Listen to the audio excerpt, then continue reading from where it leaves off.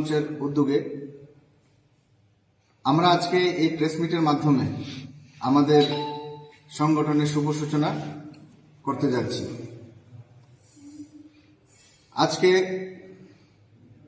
আমরা যারা বাঙালি বসবাস করছি, আমাদেরকে ধ্বংস করার জন্য, আমাদের অস্তিত্বকে বিলুপ্ত করার জন্য দীর্ঘকাল ধরে একটা চক্রান্ত চলছে। সেটা বঙ্গভঙ্গ হোক, ভারতকে টুকরো করে পাকিস্তান দেশ বানানো হোক, ত্রিপুরা, আসাম, মেঘালয় রাজ্য বানানো থেকে বাংলার বিভিন্ন অঞ্চল বিহার এবং ওড়িশার মধ্যে ঢুকানো হয়েছে।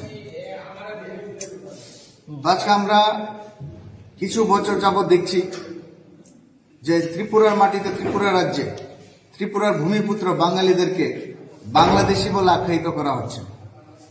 আমরা বাংলাদেশি, আমরা বিদেশি, আমরা নাকি এই ত্রিপুরার মাটিতে অন্য দেশ থেকে এসেছি।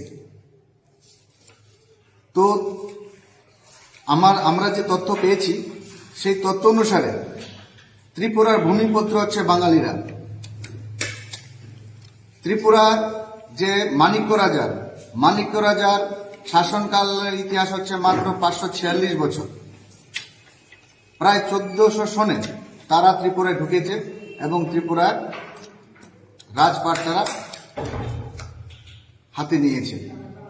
আমাদের প্রশ্ন যে 1400 সনের আগে, 546 বছর আগে এখানকার ভূমিপুত্র কে ছিল?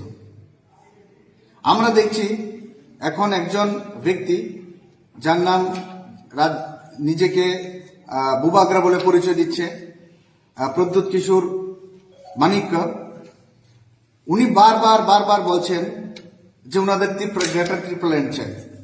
উনি বলছেন যে আমরা নাকি বিদেশি, বাংলাদেশি, এবং ইনি এনআরসি লাগু করবেন।